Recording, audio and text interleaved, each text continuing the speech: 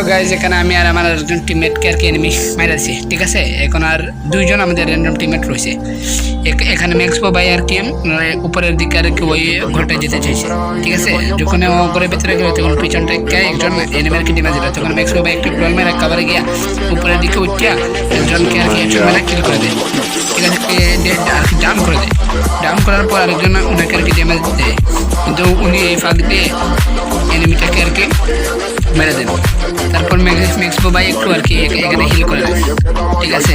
আর আমাদের আরেকজন টিমমেট তখন ওইদিকে আর কি এনিমিদের সাথে লড়াই করতে গিয়ে উনিও ডাউন হয়ে যায়, ঠিক আছে। এবার ম্যাক্সপো ভাইয়ের জন্য পুরো একটা সাংঘাতিক ম্যাচ সামনে এসে পড়েছে, ঠিক আছে। 1 vs 3 ম্যাক্সপো ভাই কি পারবে? ম্যাক্সপো ভাই এখানে নিচে না নেমে আরেকজন এনিমিকে এখানে ডাউন করে দিচ্ছে, ঠিক আছে। এখানে ডাউন করে দিচ্ছে। তখন এখন ম্যাক্সপো ভাই আর কি এখানে বের হইয়া আর কেউ আরেকটা করে যাচ্ছে, ঠিক আছে।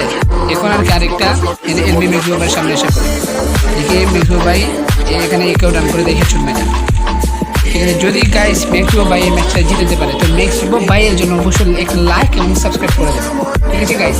এবার পুরো 1 vs 1 সিচুয়েশন চলেছে। ম্যাক্সপো ভাই কি এই ম্যাচ জিততে পারবে? তো দেখা যাক ভাই। ম্যাক্সপো ভাই এখানে একটু কিল করে নিয়েছে, আর একজন এনিমি রয়েছে, ঠিক আছে।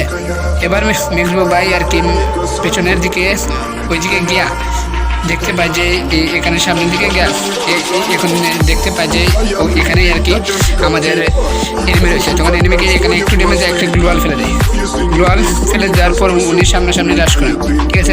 সামনাসামনি রাশ করে আমাদের পয়েন্টটা বাঁচিয়ে দেয়। তো গুড বাই গাইস।